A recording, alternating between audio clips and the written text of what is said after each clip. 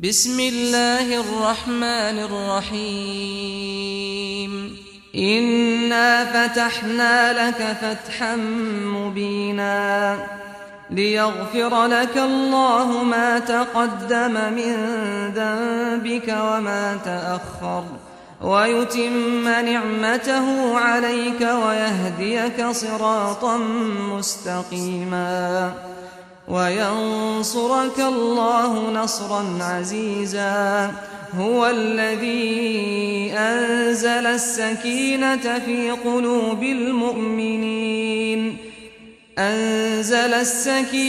في قلوب المؤمنين ليزدادوا إيمانا مع إيمانهم ولله جنود السماوات والأرض وكان الله عليما حكيما ليدخل المؤمنين والمؤمنات جنات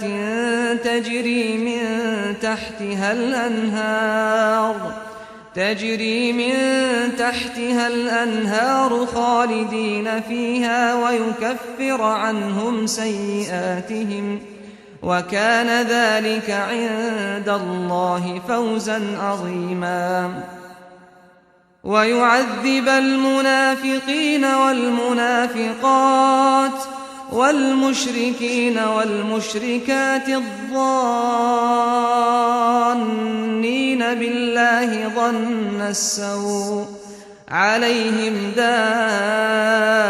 السوء وغضب الله عليهم ولعنهم وأعد لهم جهنم وساءت مصيرا ولله جنود السماوات والأرض وكان الله عزيزا حكيما إنا أرسلناك شاهدا ومبشرا ونذيرا لتؤمنوا بالله ورسوله وتعزروه وتوقروه وتسبحوه بكرة وأصيلا إن الذين يبايعونك إنما يبايعون الله يد الله فوق أيديهم فمن نكث فإنما ينكث على نفسه ومن أوفى بما عاهد عليه الله فسيؤتيه أجرا عظيما سيقول لك المخلفون من الأعراب شغلتنا أموالنا وأهلنا فاستغفر لنا يقولون بألسنتهم ما ليس في قلوبهم قل فمن يملك لكم من الله شيئا إن أراد بكم ضرا أو أراد بكم نفعا بل كان الله بما تعملون خبيرا بل ظننتم أن لن ينقلب الرسول والمؤمنون إلى أهليهم أبدا وزين ذلك في قلوبكم وظننتم ظن السوء وكنتم قوما بورا ومن لم يؤمن بالله ورسوله فإنا أعتدنا للكافرين سعيرا ولله ملك السماوات والأرض يغفر لمن يشاء ويعذب من يشاء وكان الله غفورا رحيما سيقول المخلفون إذا انطلقتم إلى مغانم لتأخذوها ذرونا نتبعكم يريدون أن يبدلوا كلام الله قل لن تتبعونا كذلكم قال الله من قبل فسيقولون بل تحسدوننا بل كانوا لا يفقهون إلا قليلا قل للمخلفين من الأعراب ستدعون إلى قوم أولي بأس شديد تقاتلونهم أو يسلمون فإن تطيعوا يؤتكم الله أجرا حسنا وإن تتولوا كما توليتم من قبل يعذبكم عذابا أليما ليس على الأعمى حرج ولا على الأعرج حرج ولا على المريض حرج ومن يطع الله ورسوله يدخله جنات تجري من تحتها الأنهار